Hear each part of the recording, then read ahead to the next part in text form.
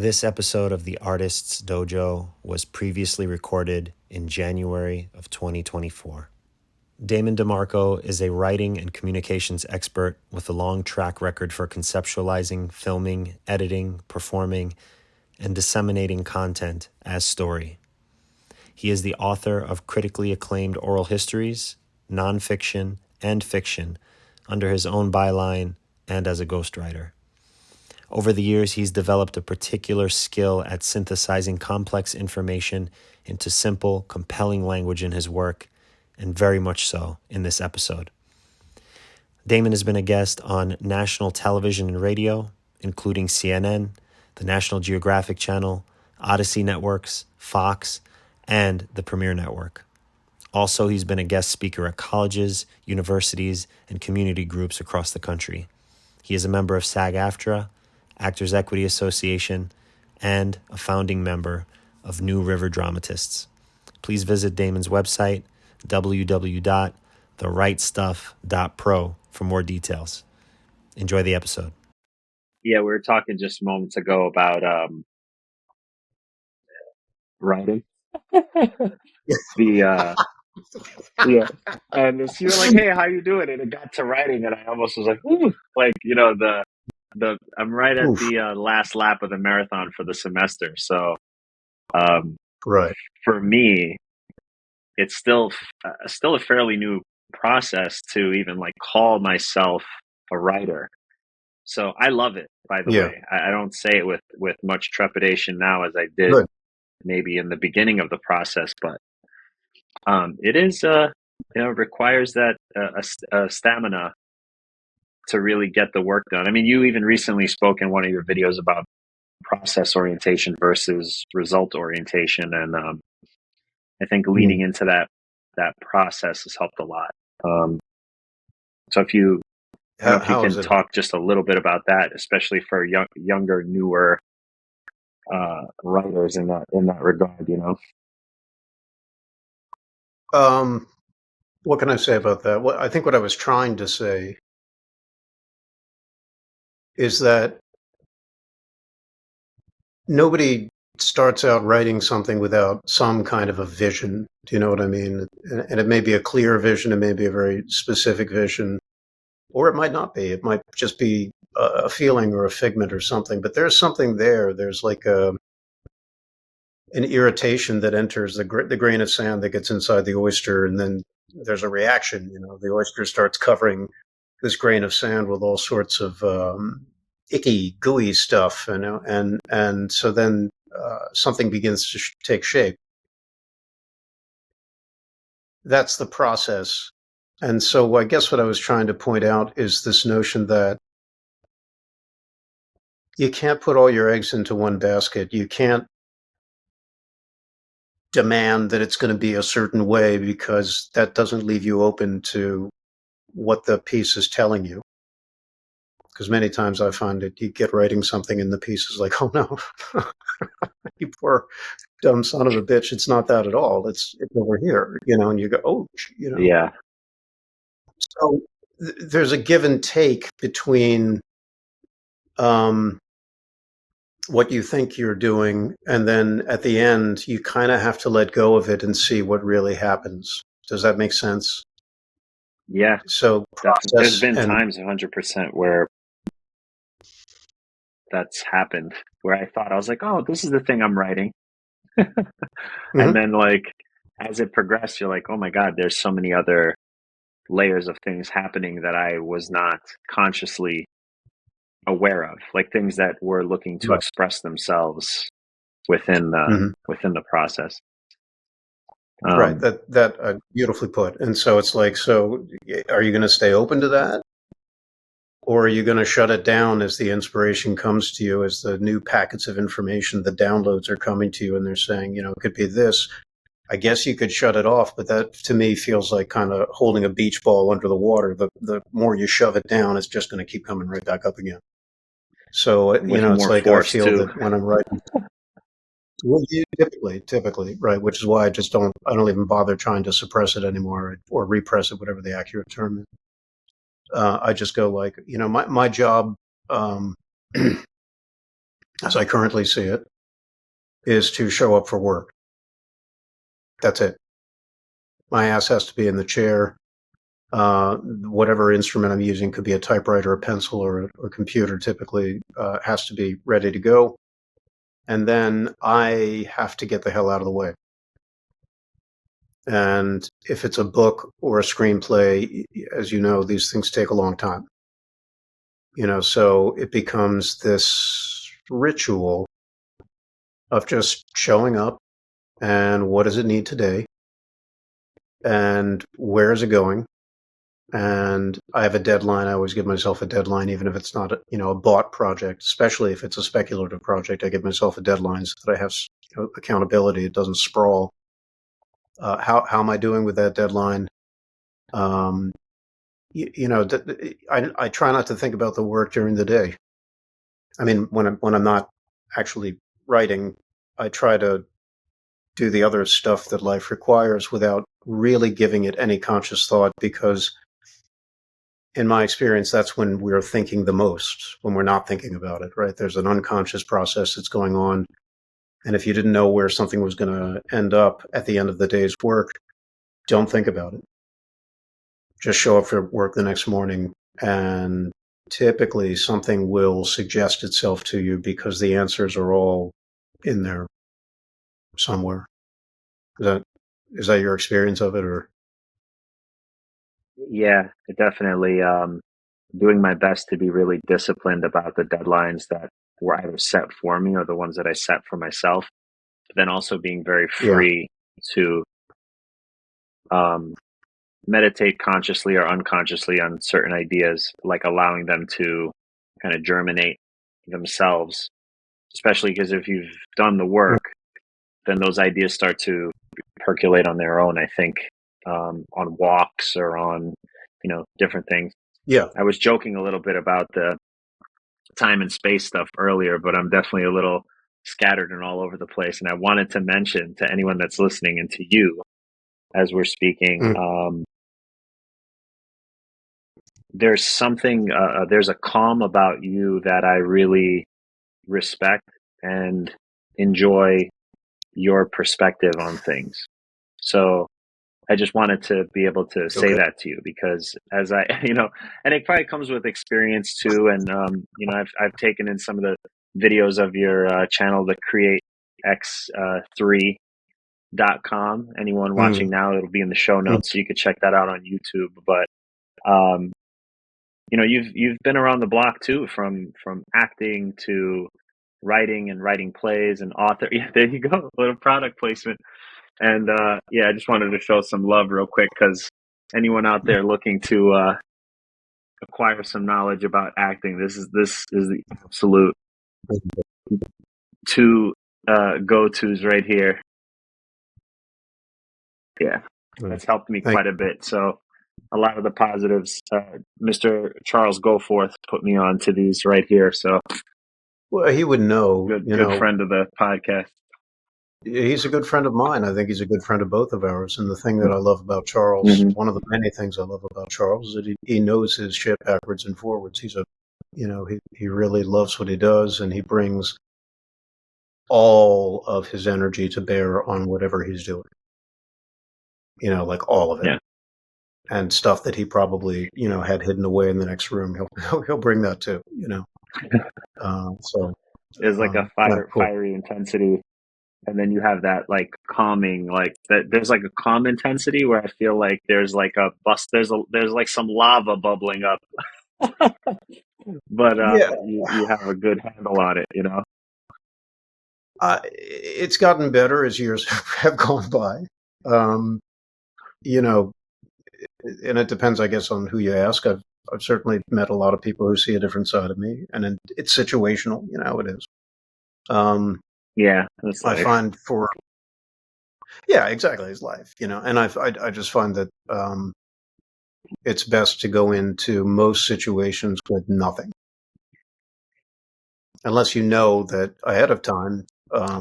You should be, like, if you're doing a scene as an actor and you got to walk through the door with something on your mind, or with an objective or a preparation emotionally, well, then by all means do that. But for the rest of it, don't be as empty as possible, because do you find? Sorry, then go you'll ahead. get Because you filled. just brought up Yeah, the okay. thought for me as an actor, being a writer, or having those levels to yourself.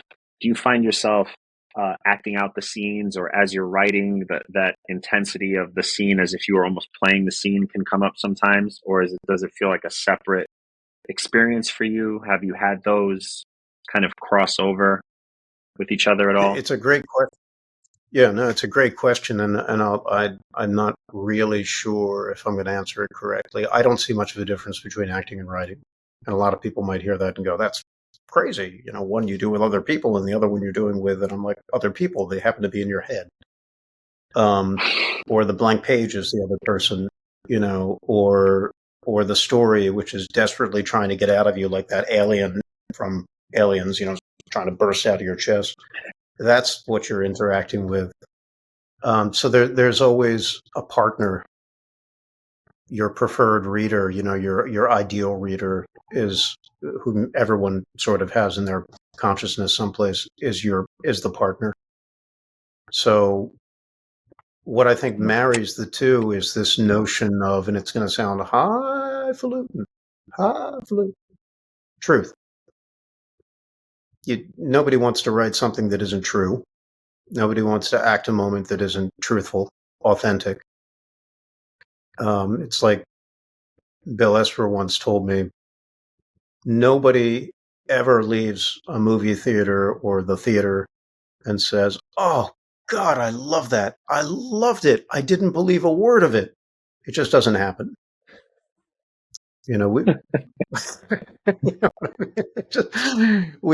We only believe the things that we can invest in, and we invest in them because we see the truth before us, whatever truth that is. That person's not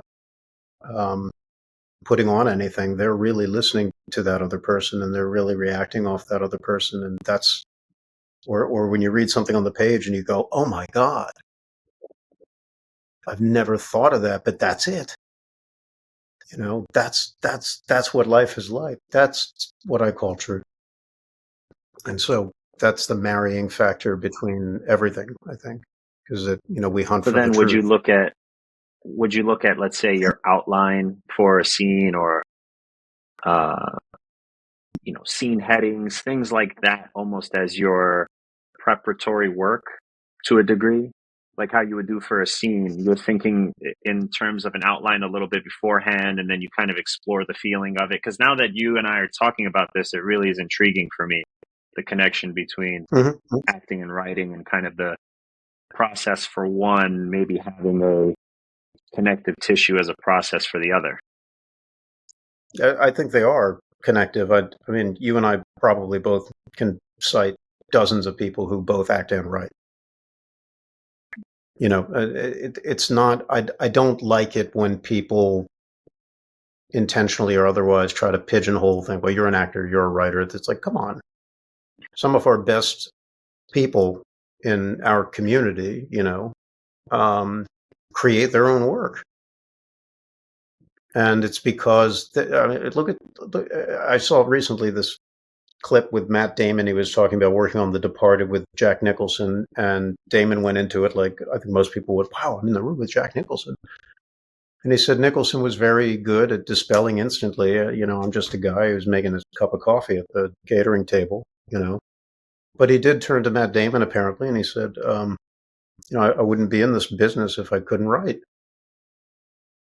And they were in this middle of this rehearsal session with Martin Scorsese, and they were diligently, as actors and as writers, going over the script moment by moment and asking themselves, as any good artist would, what does it mean?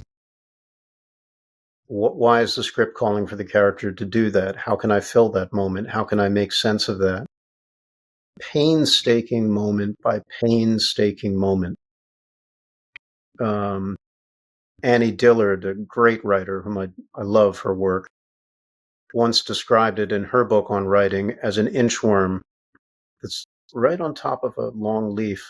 And the inchworm gets all the way up to the top of the leaf at the top of the blade of grass, and it's reaching out like this. And it's going, where's the next step? Where's the next step? And that's how I feel the work really is that you're always kind of looking for what's next? Where do I go from here? Oh, it's that moment. Oh, I didn't anticipate. Oh, that's wonderful. Okay, now what? Now what? You have to have that sensitivity, that openness to what's going to happen next. That curiosity.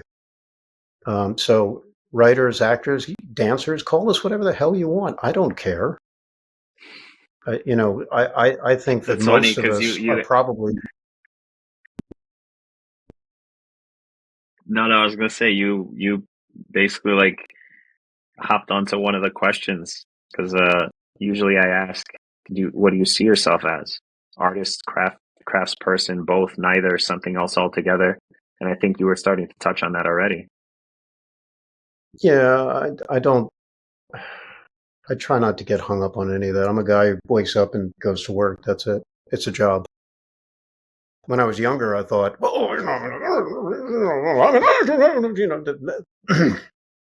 all of which is nonsense. It just gets in the way. Just be present, and then let other people call you whatever the hell they else. It's not about you. It's not about us. It's not. It's like I said, be empty. Just be there. The work will tell you what it needs from you, and you will do it.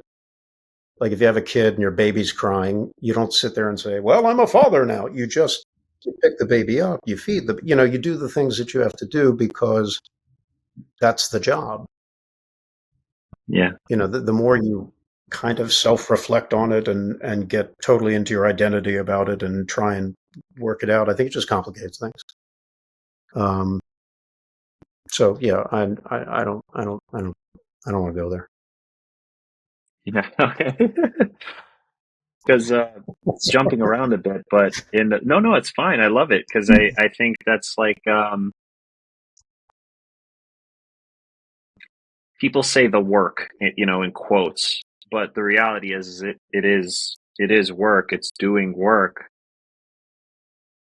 Maybe what's underneath it and why it's important can be different, but ultimately work has to be done. Mm-hmm. Otherwise, nothing is going to happen or be created. I mean, obviously there are moments of improvisation or kind of just like ecstatic expression, but usually that's something that you see in a moment and it's not placed on paper or recorded. It's like one of those genuine moments you see at, let's say, like Washington Square Park or something like that, where two people are playing chess and it's just this like, oh my god, like you just happen to see that when you were there.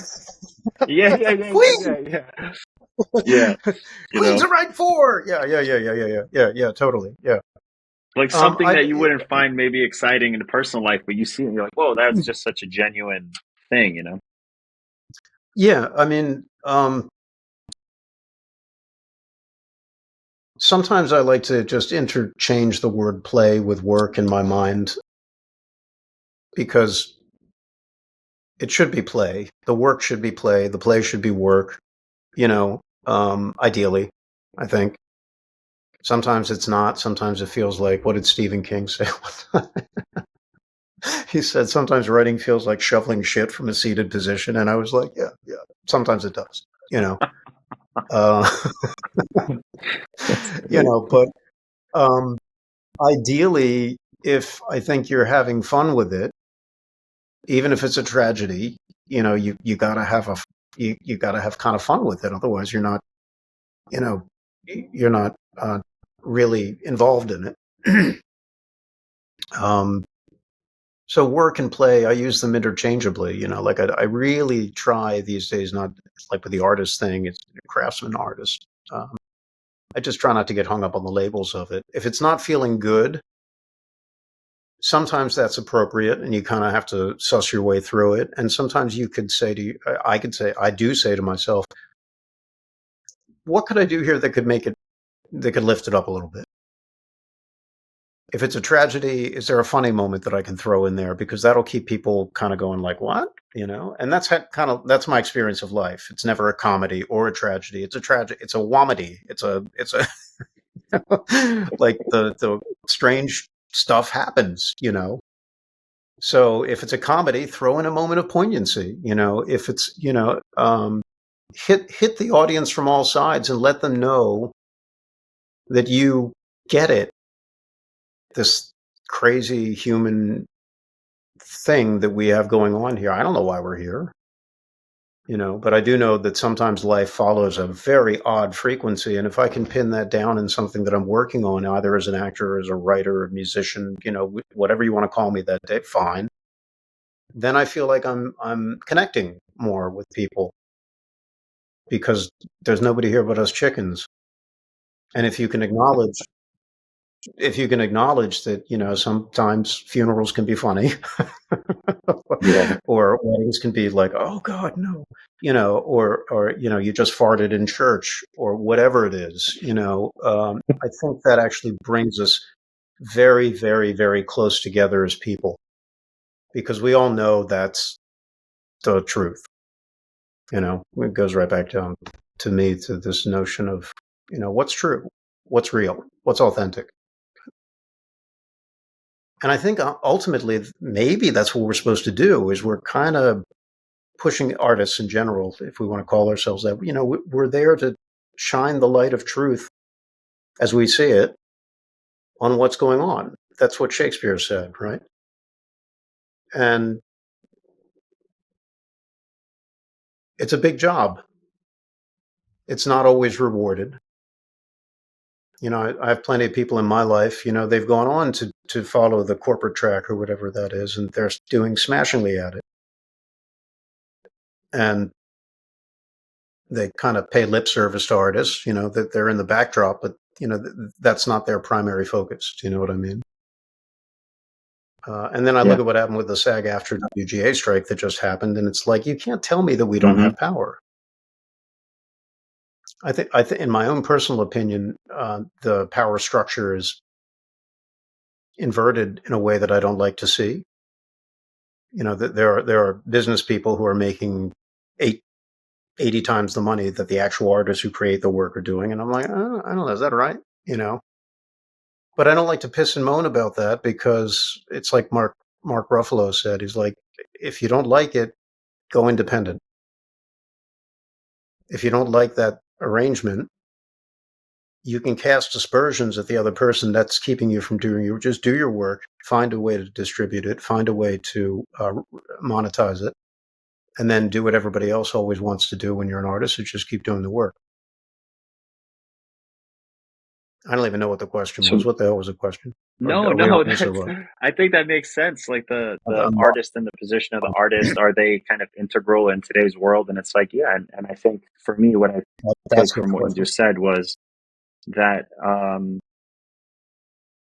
collectively, I guess we do have power. On an individual level, we do, but collectively, in regard to the WGA and SAG and all that. And it's like when we're able to come together and articulate the wants and needs, things can change. So I take that to mean that, yeah, we do have power, and certain artists are, on a different track, and they have this kind of like power and magnetism, and, people maybe, rightfully or not so much start to deify these people versus just, because I think when you're moved by an artist or by someone who does any kind of creative expression, we all fall a little bit into that space of like, oh, this person's like perfect. They're so good at, the thing that they do. And we all kind of fall into that a little bit. And this thing, yeah, but what you just said, actually, I think is very important to highlight. That movement that we feel within ourselves is something that emotional, could be, I don't know, maybe use the word catharsis, whatever it is. That goes back to me, in my mind, to this notion of the truth. Everybody understands that. Everybody understands that. And they understand another thing, I think, which is that you can't buy it. You can't go out to Amazon and order it. It's only rarely in life that we see a performance or hear a performance or experience something that makes us tremble inside as spiritual beings, right? I'm not talking about you get a massage and that feels like relief. That's a physical thing, but everybody understands that. Kids get it immediately. That when you feel something deeply, it alters your entire alignment on a level that we really have very little vocabulary to describe currently. And that's gold. That's like gold. That's like what everybody wants. We all want that. We all want it desperately. And anybody who doesn't want it, run like hell from them is my feeling about it, because they've given up or they've convinced themselves, well, the world can't be like that. And it is like that. That's why we're all searching so hard for it. We search for it in other people. We search for it in our work. We search for it in everything that we do. And if you give up that search, I don't even know what the point of living is, frankly. That search for the truth. So was there an initial moment where you felt that sense of truth or something that came as an inspiration that led you to pursue the path that you're on? Whatever it may be, the creative expression of an actor or writer. Was there something that hit you at some point in your life where you're like, I need to do this? The earliest memory that I have, which may answer your question, is I was 6 years old and my mom, sent me to some kind of a theater camp. It was called the Young Authors Conference, and we were writing little plays for each other as 6-year-olds would. And mine were all rip-offs of Bugs Bunny cartoons because what other influence did I have? I have them. They're in my study here. They're right over there. The printout that they Bugs made Bunny at the end that was of this like thing, precursor to Daffy Duck before he became that. What's up, Dak? Like the cool Bugs Bunny or the woo woo woo. Jumping around Bugs Bunny. He was the snide. He was the snide Bugs Bunny who he was a trickster in a Jungian sense. He was always the guy who would lure Elmer Fudd into the thing so that Elmer Fudd would have a shovel hit him in the face or something like that. And I look back at these things. I found them a couple of years ago and I read them and I'm like, well, that's a complete ripoff of Warner Brothers. But I remember the feeling at the time of being there with my 6-year-old colleagues and, you say this part and I'll say this part. And this feeling of ensemble, we had no idea what that even meant at the time, but we did like this feeling of we're building something together and we're putting on a show for other people and we're having great fun and it's fun. That's probably my earliest memory about the whole thing. And there's a number of memories that have taken place since then. But if I were lying on a couch and there was an analyst here saying like, how far back can you go in your memory? That's probably the first thing that smoking the pipe, yeah, exactly. A little, Right. Look at these ink blots. I love that. Yeah, I love that. It's like this natural access as these, 6-year-olds circling up, telling stories. It's really beautiful. Kids know how to play. When that's something that I think we could study more. Is that kids, and as we get to be adults, we're encouraged. Don't do that. No, don't do that. No, shove that down into your shadow bag. No, you got to be serious. Yeah, you got to get a job. Yeah, all of which is true to a certain extent. Because we have to survive in life. Of those other parts. Yeah, correct. I don't believe it can coexist, just like being. Earlier you said, are you an actor or a writer or an artist? They can all coexist at the same time. There's really no reason that we have to selectively cut this up and divide it. It can be the whole enchilada, the whole pizza. It can, whatever you want it to be. And actually, the more we accept that, it's a process of individuation, I think, where we come to reintegrate those parts of ourselves. it just becomes easier to turn them on and off in certain situations because you know what everything calls for. It's a process of human development, I think. So leaning into Sounds like the we got adult some. aspect of it, I thought that was my one dog has like he smashed her tail up so good that she doesn't care what it hits, so it just sounds like a drum beating in the background sometimes. She's like, "Bah, bah, bah, bah." So it just reminded me of that. So Yeah. leaning into the adult aspect a little bit, how do you navigate practical aspects of life with the creative pursuits? Is there such thing as a work-life balance? There is. I'm not sure if I found it yet. I'm getting better at it as I get older. You're laughing at it, true. No, I love it. You're like, I I think think it exists. I hope so. Like I've been Yeah. searching for it for a long time. You have to know when to step away, that's for sure. You have to know how to exist in society, that's for sure. You have to know that that it's a game.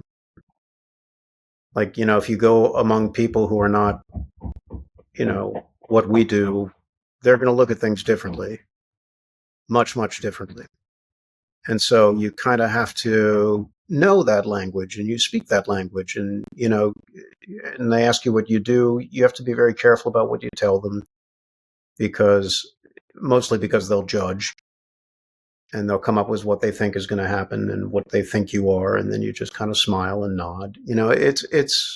I find it difficult to be an artist in this society in that regard, because it's such a very private part of ourselves that, well, I'll give you an example. The time-honored example is when you tell somebody you're an actor and they say, "Oh, really? What what restaurant do you wait tables at?" You're like, Yeah. Even if that's a subtextual read, if you get that as yeah, like the subtext or almost there's something in the eyes that's like, oh, poor baby kind of a thing. And you're like, God damn it. right, I didn't even want to say anything. right, right.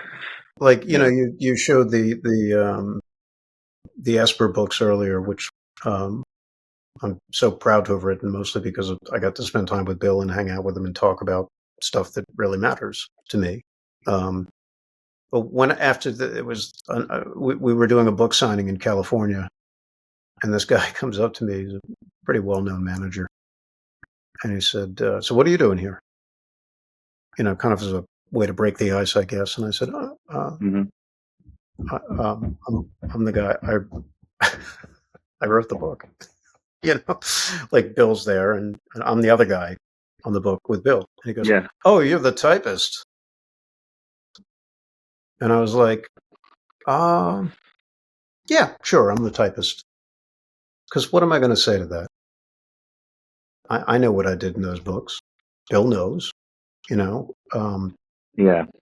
we're very pleased with them, So I've gotten better, I think, at just letting that stuff I don't even, yep, I'm the typist. Yep. Mm-hmm.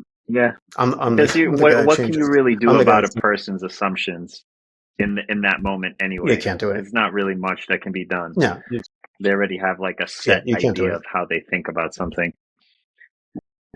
That's right. That's right. And so there's no reason to push against it, try and correct it, or do any of that stuff. I'm not interested in that because I've got work to do, being the typist on the next book. Nice meeting you. Not to mention being the ghostwriter on a number of projects and not even having your name on it. You just like that's interesting because it goes from like kind of being having the confidence to not need to prove what you do, and then you get to a point where you're like, I don't even need to have my name on this thing. I'm getting paid. Yeah, I mean, I used to, and You that's just know changed for you. From the. Yeah. I mean, that's changed. Like 10 years ago, I was getting approached by pretty big contracts to do that work, and I refused a lot of them. Matter of fact, excuse me, at one point I refused all of them. I'm thinking of one politician who, if I mentioned it, you'd be like, whoa, you've got a chance. Yeah, I had the chance to write that book, and I turned it down. because I said I'm afraid of ghosts. That was the clever little line that I came up with. And then I realized, you're going to pay me how much? And if I do that work, it's going to finance me for how long while I do the other projects that I care about? And if you You're like, I'll get float through somebody some that you're walls. really working with, wait, I'm sorry? You're like, I'll float through some What's walls. that? Yeah, I'll rattle some I'll chains float for through you. some walls. Let's do it. Yeah. Yeah, absolutely. It was either that or take a job lifting something heavy, or take a job where I thought I would sacrifice even more of myself than I would if I was I've left alone to do my own work, working with somebody who, by and large, was okay to work with. Some people that you get, and I try and suss this out now right out the front, is like, do we like each other? Because collaborating with anybody, whether you're credited or not, is an incredibly intensely personal relationship, is very intimate. And so I find that I have to be on a very specific level with them. Like, I'm not holding anything back from you. And if you're holding something back from me, I got to be able to say, what are you holding back and why? Because that's where the story is, and some of them resent that. And they're like, I don't have to tell you that. And I'm like, well, you don't have to, but I think the book's going to suffer. And some of them really want you to help them through something as you see it, and say, from my perspective, have you considered looking at it like this? And that's, so it's just like any other collaboration musically or as an acting partnership, that you have to have a level of respect there. And if you can get that, it can be really exciting work. So on some of these projects, whether it's personal or something that you're, paid for to write, of your own name for somebody else, how do you overcome creative blocks or periods of low inspiration? I go to work. And I don't get blocks so much. When I was younger, what a block is to me is you're just trying too hard to be good. That's really all it is. You're just trying too hard to be good, and you're not letting yourself get anything down on the paper because you're prejudging it, and that's not your job. I would submit. That's what I tell myself when I do it. It's not your job to prejudge. There are plenty of other people out there, believe me, who are going to make it their job to judge you. Don't get in line to do that. And as I've told myself many times, and consulting clients, give yourself permission to be terrible at what you do. Write the worst screenplay possible. Do the worst scene that you could possibly think of, that you could imagine. I mean, go in there and just don't give up all over the place. At least you got it out. And then if it's on the page, you can edit that. There's probably 2 lines out of 10 that I can build on that. And if it's in the can, if it's a moment, it's like a screen, they can edit that. Or the director can take you aside and say, actually, there was something there that I think could you give me a little bit more of this, but swing it away from that. It's a conversation piece. And then the beat goes on, and then there is no block because you've just given yourself permission to just kind of do it. Just don't try to be good. It's the worst thing for an artist. It's the worst thing for anybody, I think, because you're essentially catering directly to the ego. You're saying, I know that you want it to be this, and I'm going to satisfy you. I'm going to, I'm going to do everything that I can to make you what you think you can be. And it's all nonsense. It's all in your head. Just get it done. Go to work. I love that. That's the basis of, as I've been learning about writing and everything that I'm learning with writing, I'm infusing into my other, creative endeavors, is the importance of just having it be the work. Like, those other moments can happen, but if you're used to whether it's putting your butt in the seat to write or, doing your prep work for a scene. Just the consistency of doing that is going to pay dividends because you're creating that connection to that and doesn't feel like a burden necessarily. And I love that you say, like, trying too hard to be good. I think that's such a destructive thing in whatever creative endeavor you work towards. Yeah. And it's important for people to hear that, I think. I'm glad if they deal get with some value out of it. financial challenges. Sorry, I might be like a second or two behind on the conversation, so I feel odd that there's like a little hiccup there. My apologies. I'm going to talk about financial challenges and, that can often come up for artists and how you have handled them. Can you describe what a financial challenge is? I don't know what you mean. I guess when I ask that question, it is kind of general, but thinking like in regard to being an artist, unless you're independently wealthy or you have a job that finances the artistic endeavor, typically there are financial challenges that maybe somebody who works a 9-to-5 job and isn't pursuing a secondary thing, even it being a hobby, that maybe they don't have the same worries of like rent and bills and all this other stuff. And I don't know, maybe it's not. Maybe you have a different take altogether on it. There was a time that I struggled really hard because I was, I had a child and, I wanted to keep a roof over our heads and that sort of thing. I also wanted to be an artist and I was, pursuing 2 or 3 different things at the same time. And I thought at the time that I felt a tremendous amount of stress. And I think that's because I had an identity crisis. I'm like, well, who am I? Am I the father? Am I the worker at this corporation? Because I was working like a corporate job at the time. Or am I the guy who comes home and writes, or the guy who does auditions and books an acting job? Who am I? And I wish I could just go back to that guy and say, you're you. And you're all of those things. And that's okay. And that's the truth.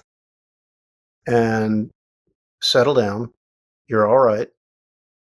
And when you're called upon to do something in a specific venue, do it. Because this nonsense of you thinking, well, if I'm a writer, I wouldn't be doing this, or if I'm an actor, I wouldn't be, that's all nonsense. That's completely in your head and it's barring you from doing your best work. Just empty out. If there's an audition, go on it. Do your work ahead of time. And do it.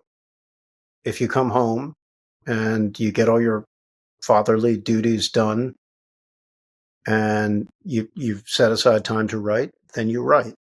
It's a lot simpler than I was making it, is I guess what I'm trying to say. And actually, the moment I started to simplify all that, it just got simpler and simpler and simpler and simpler. Thoreau has a really great quote about I'm paraphrasing, but when you're locked onto what you're doing, the world becomes a much simpler place. Poverty will not be poverty, nor paucity or something like that. And the rules of the universe, is what he says in this quote, begin to alter around you and the way you want things. It's one of my favorite quotes from Plutarch, and many different people have said it different ways, but it goes like this: what we achieve inwardly changes our outer reality.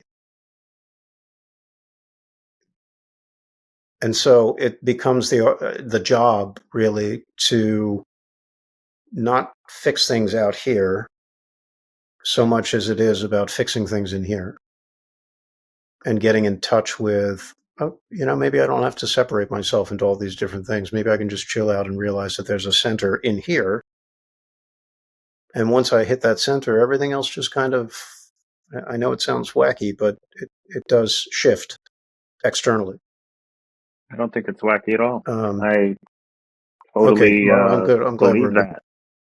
No, because I know for a fact for myself when I've felt over the years, whether I had to explain myself or say this is the type of work that I'm doing, and it almost had like a caveat behind it of like an apology behind it.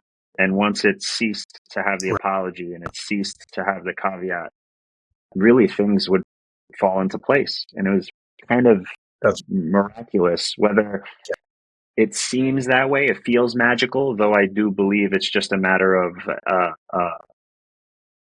like a self, a confidence that fuels itself.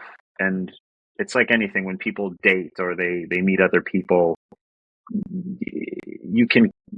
you're reading things that you can't actively acknowledge with words.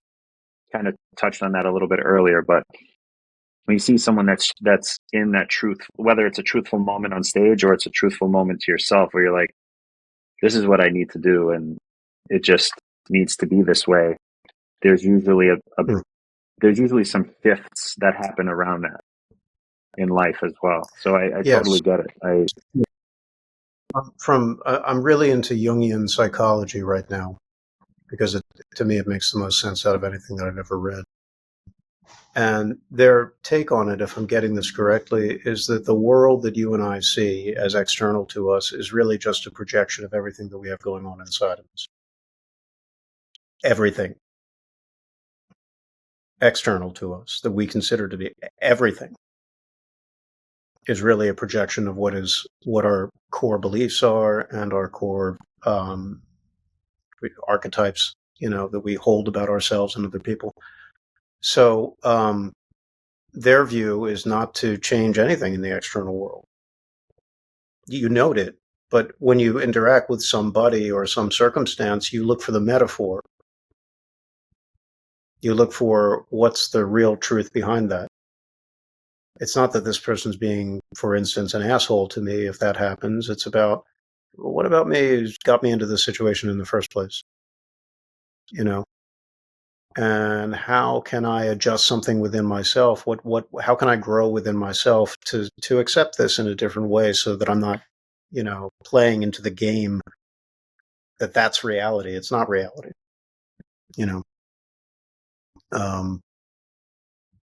which, it's a tricky thing to navigate, but it kind of happens naturally, I think, as you get older and more experienced in everything that you do. You just kind of learn, oh, that's what that is. Yeah. Right. Okay. Yeah. A couple of years ago, that would have sent me over the moon, but, like, oh, cool. Yeah, it makes me think of reacting to something versus a response to something, and that kind of reactive inertia that you can have in life to things. Sure. Versus the response is not very far from the reaction. I think there's just maybe it could very well even just have a slight moment of consideration behind it. Yeah. And I think it's important to do that because you get caught up, especially maybe even as a younger actor, you're like, oh, I'm reacting immediately to the thing that I'm receiving. And it's like, yeah, that's maybe compelling on the stage, but not the best for all of real life. Well, you give what I'm hearing you say is you there's a synapse where you realize there are choices to be made. There are choices that can be made. And it's not like you completely abandon what you're calling the response energy, right? You can take things in, and you can feel it affect you. That's very healthy, I think. But not being in control of your choices, not being in control of the choice that you use to respond, to use the word respond, I think, that's not so good, right? As artists and as people, I would say, we are defined by the choices that we make. And so take everything in. It's not like we're walking around bulletproof. It's not like we're repressing or suppressing something. But then as you get a little bit more experienced, I think, at whatever it is that you do, writing, acting, dancing, sculpting, whatever it is, the alchemy of the conversion of that energy into a response becomes more refined. And you can do whatever you want with it. I mean, you're a martial artist, right? Shotokan Jiu-Jitsu, right? So I have some experience along these lines. I'll leave it at that. You know that no one is really a danger to you. The more refined you get at your craft, you can do whatever you want with them. You can put them on the ground. You can move them through a wall. You can gently lower them down. You can deactivate the situation before they even touch you. One of my favorite stories out of Japanese mythology is a guy gets on there was an American studying the martial arts in Japan, right? And he was hardcore. And he's like learning how to break bricks with his head, And he gets on the subway in Japan. And this guy gets on. He's a construction worker. And he's huge. He's a mountain of a man. And he's drunk. And everybody scurries because he starts bellowing at people. And he's a monster. He's a bull in a china shop, but he's in this metal tube, and people are scared. And so the American gets up, and he's like, I know how to handle this. And he gets his hackles up, and he's going into a stance. And then this little old man gets up, a tiny little old man. He walks up to the big man. He says, are you okay?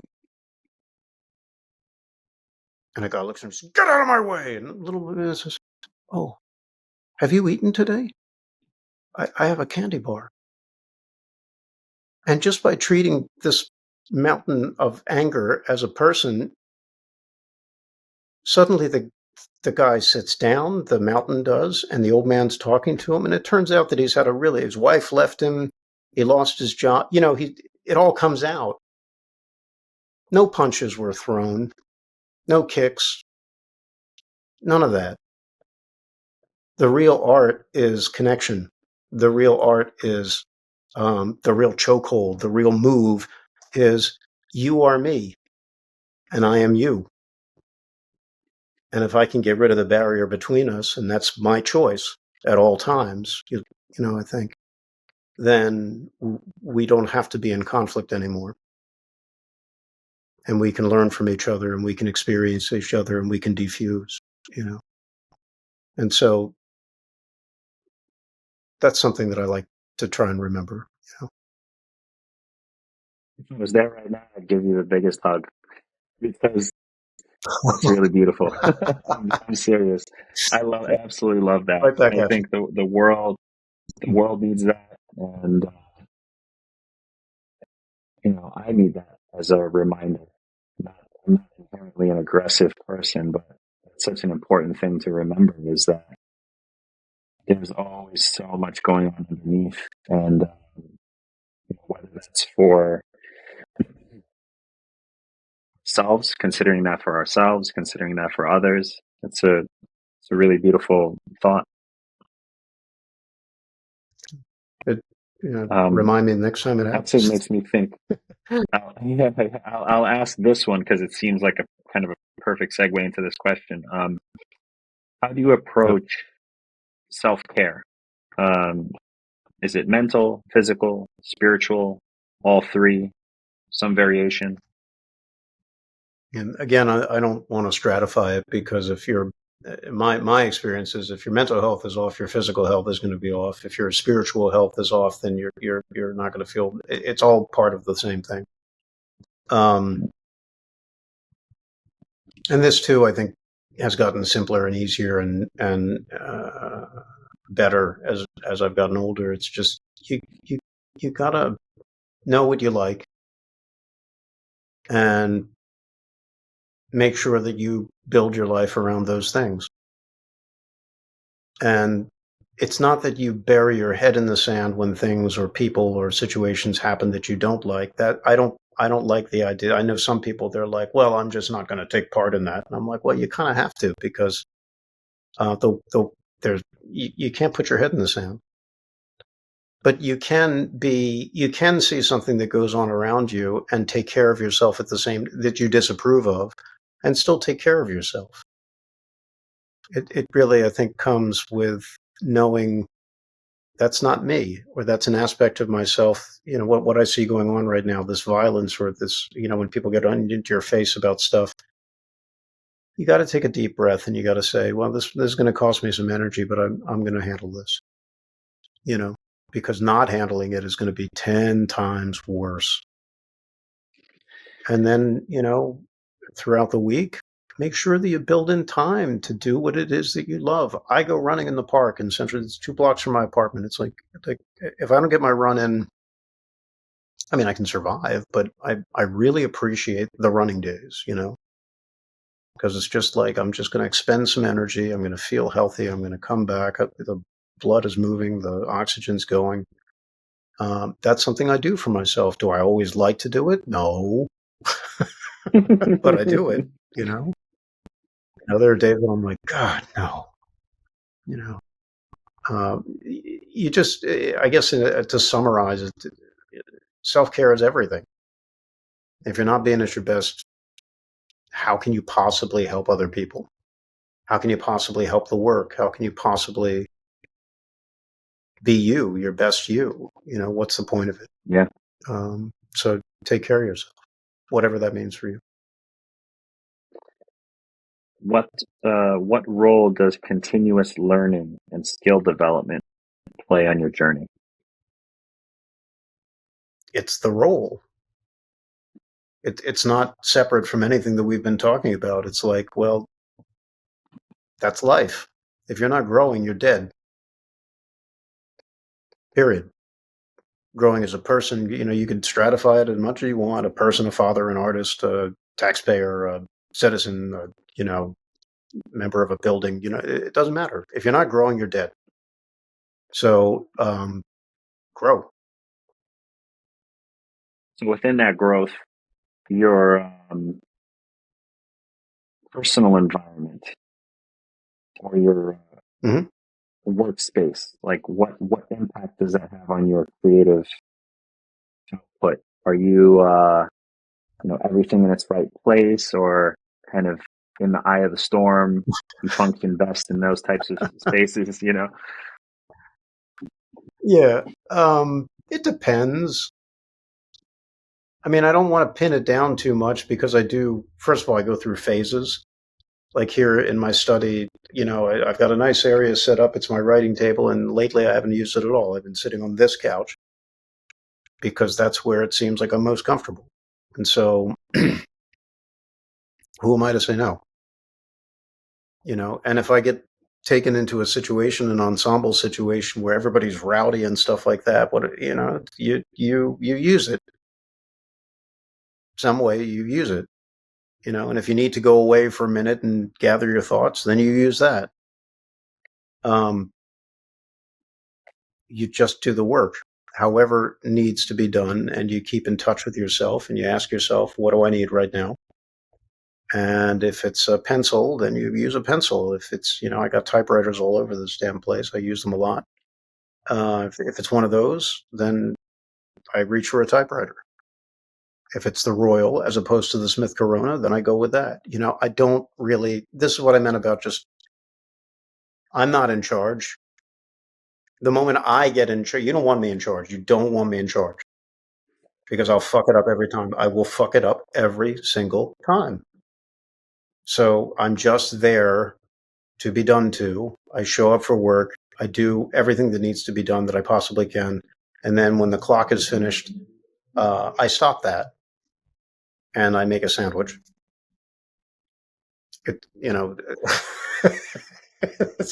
That's it, So what role does networking and building relationships play on your journey? It's huge. And I wish that I had figured that out sooner. Sometimes networking can sound a little bit like a icky word at times. I don't like it. I'm just curious. I was speaking. Yeah, no, I respect that. I don't like networking, but I do like talking to people. So that's what I try and keep it to. Like the other day, somebody said, "Well, how do you interview people that you're working with?" I said, "I don't interview anybody. I just have a conversation. I love talking with people. I like to have a conversation. It's not interviewing, because that to me is us versus them. Conversation, right, with, is a free exchange of ideas, and that's fun. So what role does networking or relationships, maybe a much better way of saying it, it's huge. I mean, that's where opportunities come from, is this notion that, I know somebody, they're a manager, and they're looking for good, solid actors and writers, and I fit both bills. So, and I'd love to work with somebody who's as talented as they are. So there we are, handshake, right? Everything's good. Yeah. And a relationship builds, So just go out and meet people on your terms, and things start to happen. You don't even have to really try, really. What strategies do you use to market and or promote your work to a wider audience? I like the best strategy is let people who are good at that do that. Because that's not something I'm particularly good at. Like I'm pretty good at my job. Team up with people who are better at the things that you're not, and have them help. Sure. Yeah, sure. I mean, within, I don't do my own taxes. I have a guy do that, right? And he's phenomenal at it. I would screw that up. I know a little bit about mechanics, but you don't want me fixing my car. You don't want that. It would be very, very, you know what I mean? I know a little bit about contract language, but there's an attorney for that. You know what I mean? Like, so it's about kind of knowing what you do best and partnering with, right back to relationships again, other people who do what they do really, really well. And so it's a mutually beneficial relationship. And that's what Charles Darwin said is the key to survival of the species. I was talking about this with my son last night. He said, yeah, it's survival of the fittest. And I was like, no, Charles Darwin never said that. His disciple, Herbert Spencer, said it. And Herbert Spencer was doing it for his own purposes, to build his own reputation. But if you look at Darwin, if you read Darwin, nowhere in there does it say that the strongest survive, or all these connotations that we've associated around survival of the fittest. What he really said was the groups that show the greatest sympathy toward one another, it's called the sympathy hypothesis, meaning they help each other, individuals and groups and communities, they're the ones that survive. They're the ones that are going to produce the most number of offspring. They're the ones whose quality of life is going to be best. So it's funny that we've co-opted this idea that was not Darwinian at all, that you got to be bigger and better and crueler and whatever, all this crap, to get by in life. You don't. That's not at all what the man said. That's the so truth funny. Is, we help each other. Yeah, I mean, it's one of the biggest fallacies of Western culture, I think, is that. It just hit me that these ideas will co-opt like someone's name, for example, and because that person has these long-standing ideas that permeate through the culture, if you associate an idea with that person, then somehow the idea now has some validity to it. Because I have my martial arts instructor used to say it's not law of the jungle, it's law of the farm. It's not survival of the fittest. It's basically what you were just saying, like we grow together. And that's really what survival and development was. So it's just interesting the way you said it, is like his student or his,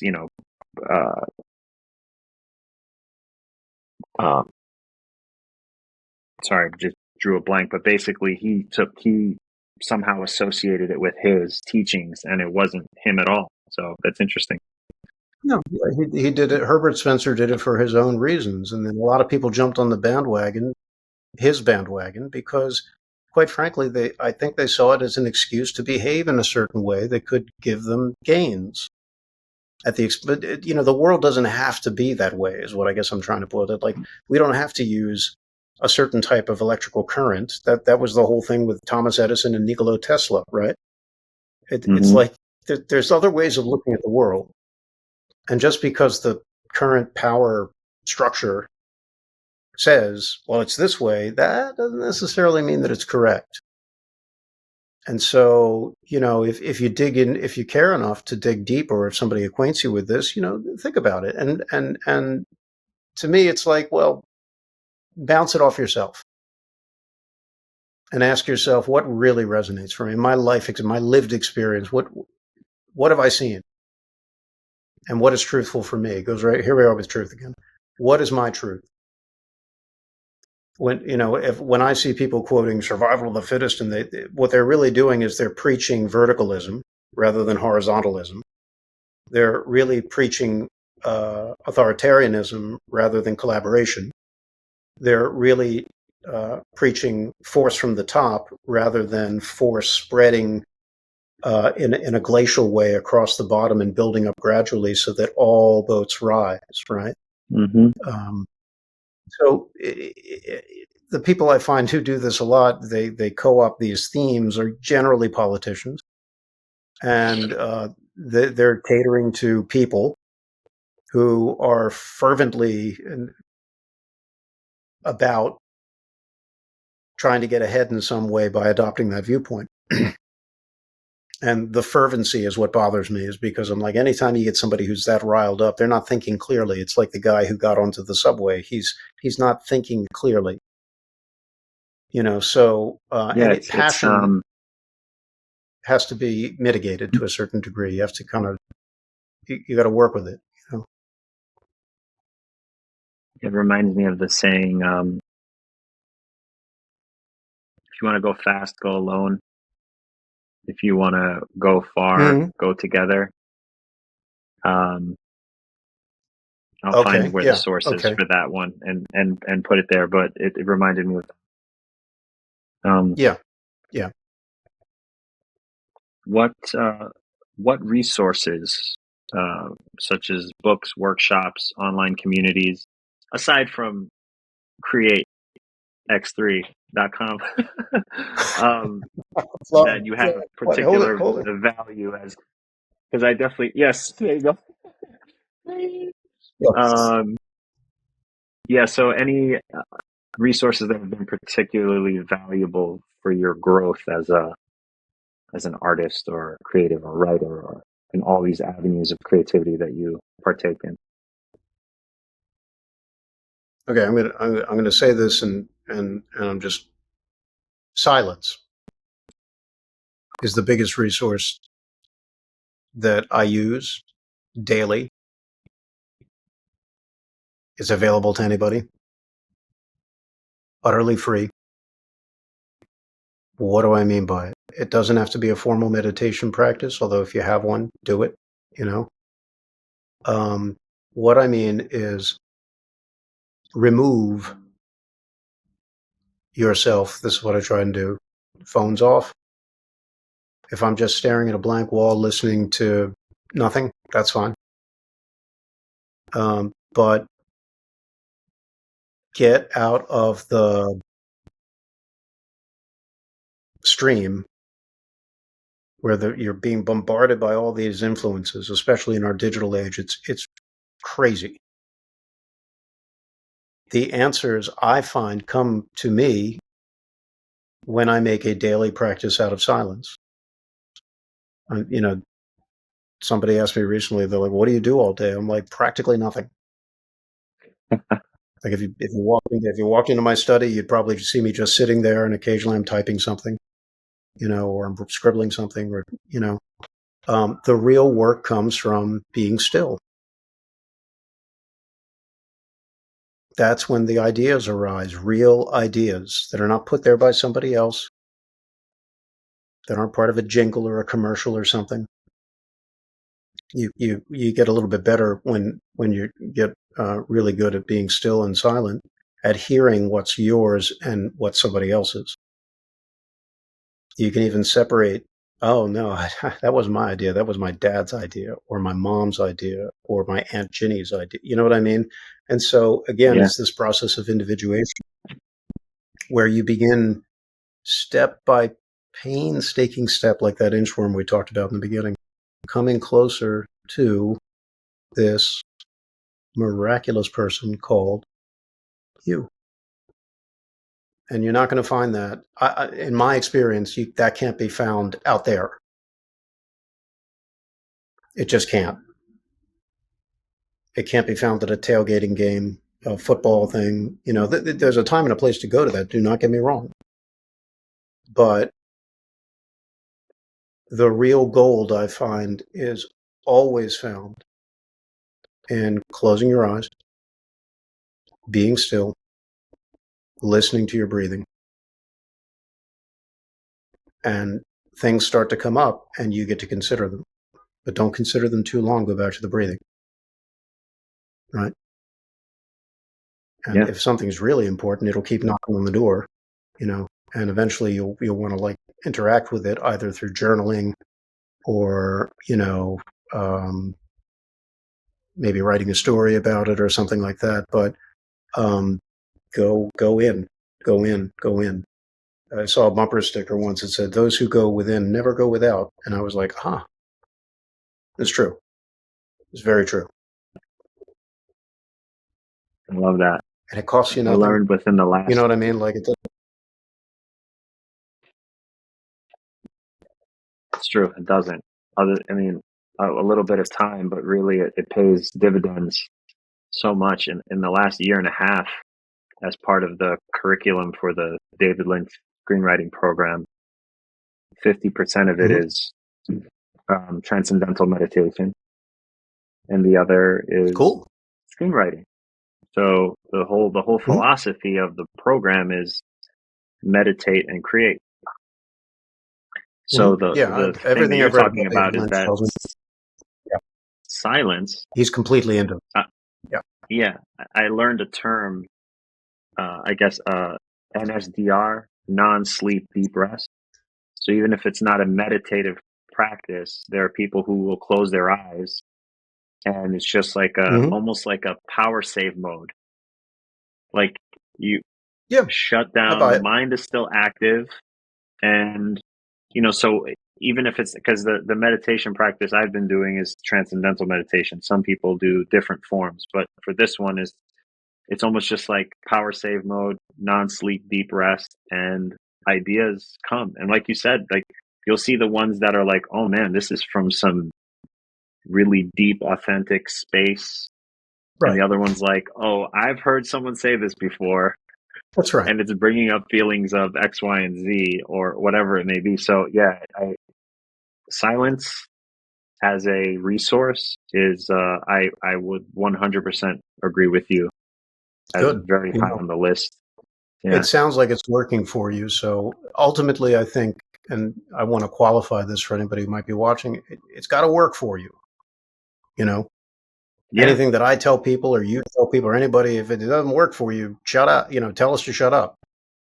Because it's about give it a shot. Everybody's if it doesn't work. Yeah, give it a shot. Right, exactly. Everybody's process is different, so find what you like to do. But I got to tell you, that one for me is everything. Everything is in that one.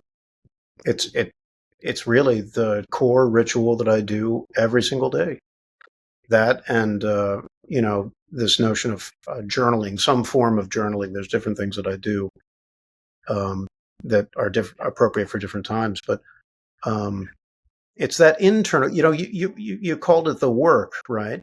That to me is the work of the artist. I don't know how other artists do it, but for me, it's this notion of constantly getting to know me and letting go of some things that I thought, well, I'm this, and I'm like, yeah, but if you think you're that, then you're keeping yourself from being this. Do you see what I'm saying?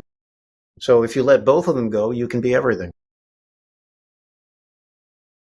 If you let everything go, you are everything. Get out of your head. You know what I mean? and silence does that for me. So I understand why. But when you mention all this, it's like, oh my God, there's so many moving parts. Like if I was looking at it from the outside in, not as a friend, it's like, there's so many moving parts. You're like an artist, you do this. So like what motivates you to keep going, to continue walking that path? Because maybe in some odd way, you could be like, it's easier to not meditate and not sit and write and just give me a job where I can go do this thing, you know? So what motivates you to be doing all of this? I mean, that's a great question. It boils down to choose your hard. I had a friend of mine, a therapist friend, say this to me once. Life is hard. Anybody who doesn't realize that is probably not looking at things correctly. That sounds harsh. Put it this way. He said to me, "You keep in shape?" I said, "Yeah." He said, "Why do you do that?" I said, "Because I feel better. If I, like I said, I go running in the park, or if I've done something active, I feel better, and it makes me happier, and I can go back to my work and feel good." He goes, "Yeah, but is it hard?" I said, "Yeah." I mean, they're like I said, some days I do not want to go running. I do not want to stretch. I don't want to do any of these things. He says, "Okay, so that's hard." He said, "Now, what would it be like if you didn't do all that? And you sat on the couch and you ate strawberry ice cream the whole time, and you got to be 300 pounds, and your heart's going like this in your chest. Would that be hard?" I said, "That sounds awful." He goes, "Right. So you get to choose your hard. Which one do you want? They're both going to be hard. Let's call it what it is. But you get to choose which one you want." For me, doing the things that I do is the hard that I choose. Yeah, I've been in corporate settings where, they're like, "Please be the director of this. You can totally do this. Like, we love what you're doing." And I, in many cases, have chosen not to do that because I didn't want to go that way. That door is available. Sometimes I have chosen it. It comes down to choice. You get to choose. And your choices change sometimes as you get older, or a little bit more experienced, or your needs change, or your sense of who you want to be changes, or any of that. But that's all part of it too. So there's something about me that I like what I do. And so that's why I choose it over and over and over again. Does that answer? Is that it? Like, no, it does. Does that make sense? It does, yeah. Because wish I knew how to say it differently. It is that choice that I love it. I think there's a practicality to everything that you're offering, but it's not sterile. I almost feel like it's like a spiritual practicality of like, you got to know what's that's nice to hear. Yeah. Right for you, and go in the direction of what's right for you, but also know that it's going to be work.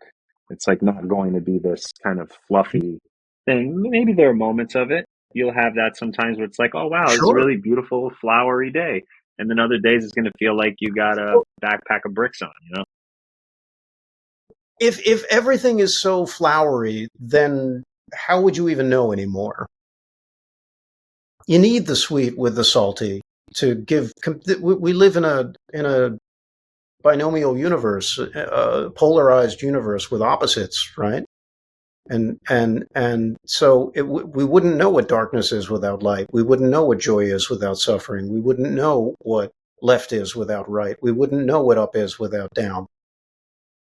And when people get really totally attached to it's got to be the good stuff, I run like hell, because that's not what life, in my experience, is.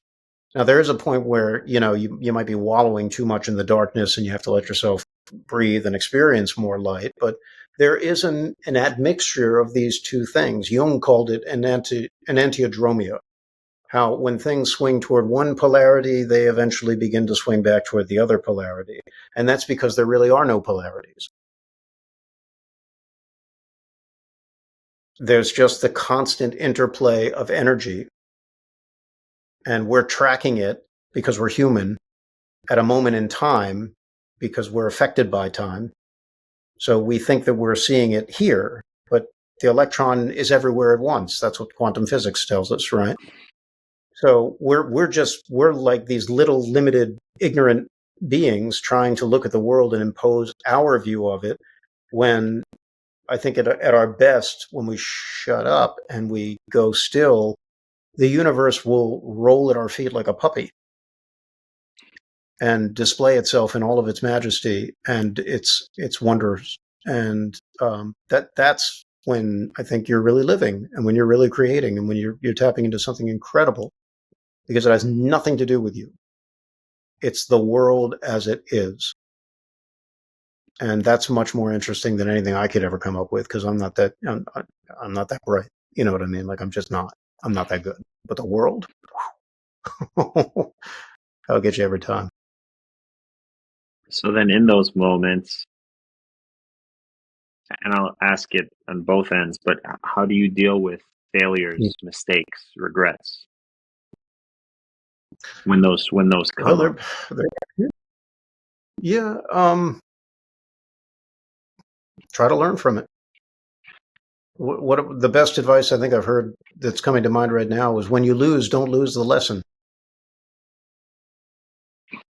Everything's teaching us something. Remember, you said earlier, it's like, what about growth? What about learning? Well, that's constant. If you make it a constant. So say something didn't break the way I wanted it to break. Well, it's teaching me something. What could I let go of in the future? What could I embrace more in the future? How can I sculpt myself to where I want to be? When you lose, don't lose the lesson. And everybody loses. Everybody does. I've never met anybody who's always winning all the time. And the people who tell me they're always winning, I'm like, again, run like hell, because that's weird. You know what I mean? That's not even human to me. So then, conversely, how do you celebrate victories, accomplishments, good ideas? Yeah.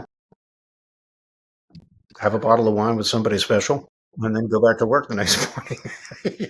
It's like, okay. I love it.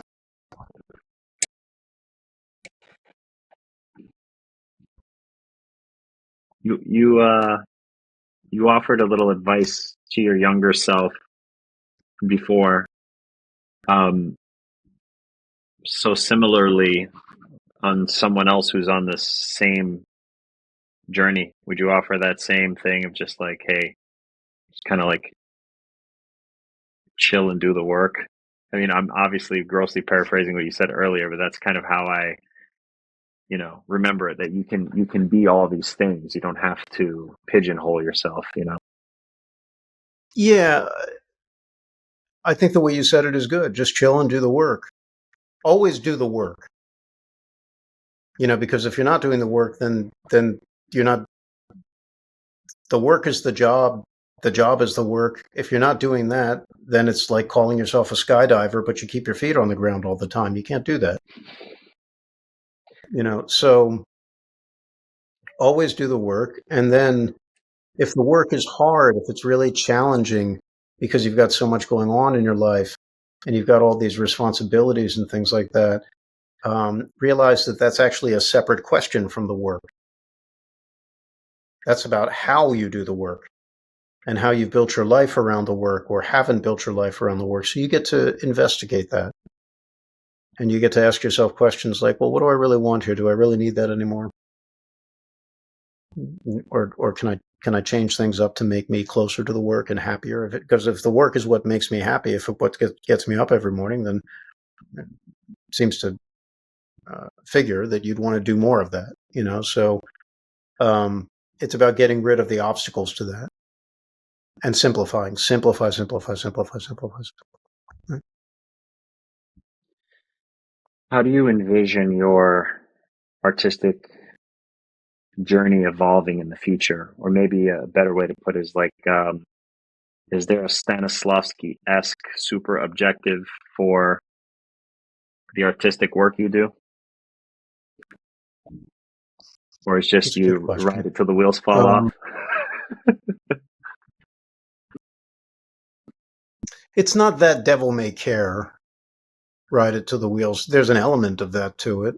I love the idea of embracing new challenges as they come up. Like, I'd always told myself that if somebody came to me and said, would you want to, and showed me a script that I really liked, and they said, would you want to direct this? Well, I've never done that before, but I've always wondered, I'd love to do that. And so I guess in my imagination, I'd love to find a time in my life when somebody comes to me and says, what do you think of the script? And I go, oh, God, dynamite. And they go, would you consider directing that? You know, like something like that, where it's like, oh my God, there's a door that I've always had in my awareness, you know, that I've always wanted to walk through, and here it is. Here's the key. You know, other Exciting, fantasies scary. of that type would be, oh yeah, all of that. Yeah. Collaboration, you know, meeting with, because I think any directing job, or actually any good artistic job, especially, you know, writing, acting, it's never done in a vacuum. It's about the people that you collaborate with. I think that is really the exciting part. And sometimes as a writer, it feels very insular. You know this. You know, you get up in the morning and it's just you and a blank page, and you know, your bowl of gruel and your coffee cup. You know, but at the end of the day, it's at the end of the day, if it's really going to work, it's got to be given to other people. It's got to be offered to other people. And some of them might say, have you thought about doing this with it? And you go, I'm not so taken with that. But they could say, yeah, but how about this part? If you thought, and you go, oh my God, that's great. So then it becomes the collaboration again, you know. And certainly if if a project gets made, it could be a play, screenplay, a film, you're collaborating with other people, you know. These other people, if you're not acting in the film, if you just wrote it, for instance, or directing, you know, these other people, they come in and they do the costumes. And these other people, they do the lights. And that's their talent. And all of this contributes to this thing.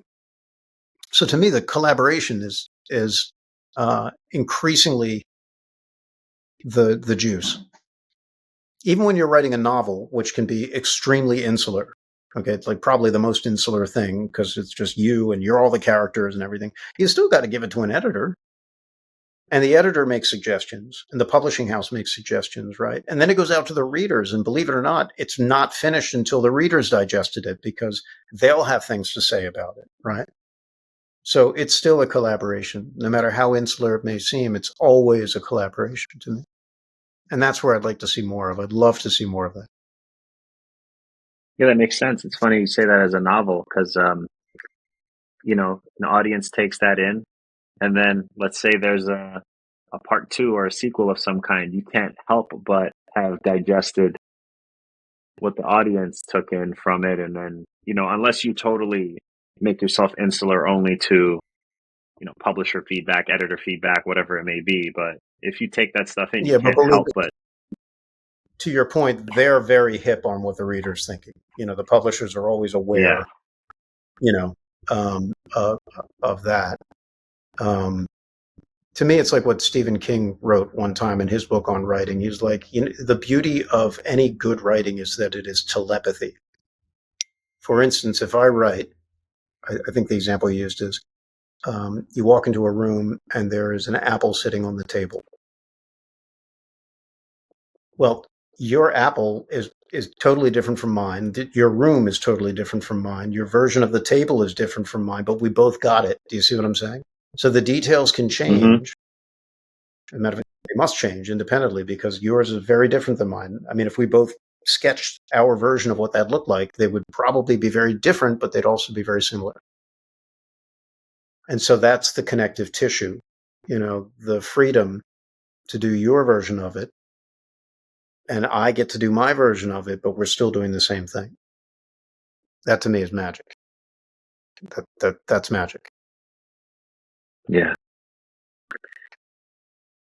What do you think is the most misunderstood thing about you? About me, like personally? Yeah, I don't know. I find that to be an interesting thing. Like people somehow maybe they have a perception of a person or people they meet, or I don't know. If it doesn't apply, you don't have to answer. But if it brings something up, I was curious because sometimes I think people feel that there might be an aspect of themselves that's misunderstood, or maybe misses the mark with people. I don't know what people think of me, and I try not to even go there. You know what I mean? Like how is that going to help? Mark? I don't know. I don't like how's it going to $20,000 pyramid? I pass. I pass on that question. Okay, it's not going to help me. Okay, that's fine. That's acceptable. Coffee, tea, something else. You mentioned wine earlier. Anything that you like in particular? Well, that's if you're talking beverages, it's totally contextual. It's coffee in the morning. It's water all day. Tea, I only have if I'm out of coffee. At night, true. I don't. Some people are tea people. I'm like, at night, glass of wine is good. Sometimes bourbon, and that's it. I'm pretty boring. Yeah, tea is like the emergency caffeine. You're like, I'm out, man. Right. Gotta get something into the veins, man. Yeah. I won't be able to make it. Right. Yeah. Yeah. So there's a part of the podcast that I've been doing called Cosmic Roll of the Dice. So, all right, just as life. I saw this. You did it. Yeah. Yes. Okay. So you're familiar with it. So what I actually did to make it even more accessible is I got a little jar of these like Dungeons and Dragons 20-sided die. So Sure. I got green, I got red, I got blue, I got black, orange, purple. Pick a color. They're all the same to me.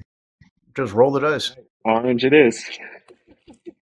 That was the one that was like right in my view. Okay, here we go. So I'm gonna roll the dice. Mm-hmm. There's 20 questions. Whatever it rolls on, you're gonna get that question, and then feel free to answer, pass, or whatever comes up. Okay. 8.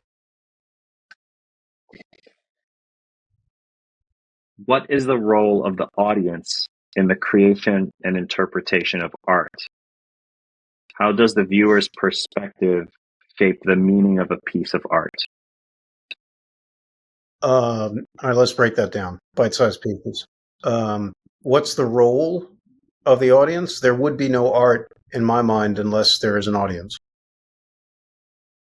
They have to. They close the circuit.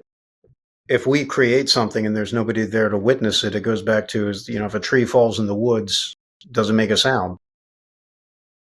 It's this idea that art, to me, has to be digested. It has to be consumed. So without an audience there, it's like the circuit is not complete. I'm not saying you can't make something, but it's not going to mean nearly as much as if you have other people there to witness it and react to it. So the audience is therefore an essential element of art, in my way of thinking. And then there was a second part to that question. Yes, but I'll stop just for a second because it made me think of say it closes the circuit, like almost like sharing nutrition with somebody, or you share an idea with somebody, and then you have it kind of, there's something to bounce off or to nourish or to grow. That's kind of what it's just the feeling I get talking about that. Yeah, some of the oldest religions that are precursors to Judeo-Christianism and Zoroastrianism, Gnosticism essentially is what I'm thinking of right now, and Taoism. believe that the reason that the universe exists is because a single entity, known as whatever you call it in whatever culture, realized that it couldn't understand itself without subdividing itself. And that's why we essentially live in a hologramic universe, which is the thing about a hologram is you see a picture of something. It's a two-dimensional image that was made into a three-dimensional image. But the thing about a hologram, a true hologram, is that if you cut off a piece of it, there is contained in the piece the entire image. And so from a spiritual perspective, and I don't want to go too far down the rabbit hole here, but it's like we are all pieces of a greater thing. We're all pieces of the world or the universe or what have you. And so if we create something just for ourselves, to me, that goes back to that original conundrum of a cosmic something or other that doesn't know itself because there's nobody else there to share it with, like you said. So there has to be the other there. That answers the second part of it. Oh, cool. Okay, cool. The viewer's perspective shape the meaning of the piece of art. You know, and art can be substituted for creation, life. You know, kind of all the stuff we're talking about. Meaning is interesting because I think that a piece of art, for instance, could have multiple meanings to multiple people who digest it. That becomes more or less subjective. But again, the multiplicity, the multiplicity of meanings from one stimulus, from one point of origin, kind of goes to this notion that we live in a very, very quantum universe, right? Where a lot is happening. And what is really happening, it's hard to pin down sometimes, right? We're all living in that movie Rashomon where one thing happens and 5 different people have a different perspective or a memory of what's happening. You know, it's very, it's, you know, so that to me, that all boils down to, it's all the more reason to get to know your version very well, you know, to live in your own life and to form your own conclusions and to have your own lived experience and to do your own work, and to understand your own stillness. It's all the more reason to do that, because this is, unless you believe in reincarnation, this is your life. This is the only one that I think you got. And even if you are a reincarnationalist, it would seem to me that the whole point of that is that you're trying to get better through different cycles. So be as good as you can at this one, right? So that if you do go on to another one, you're going to bring something good into that next one, if that makes sense. Right?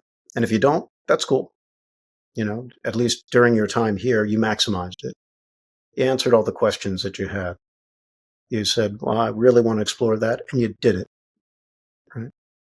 You leave no stone unturned. That'd be a nice way to live, right?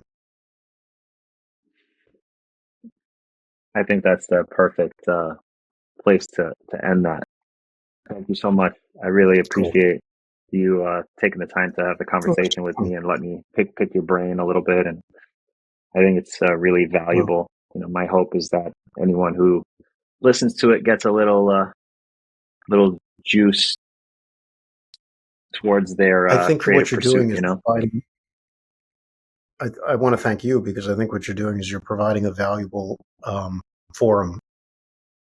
Because it was nice to have my brain picked, you know, and I learned stuff from the people that you've had on. I've learned stuff from you. So this is a great place for the exchange of ideas, and that wouldn't have happened without you. So thank you.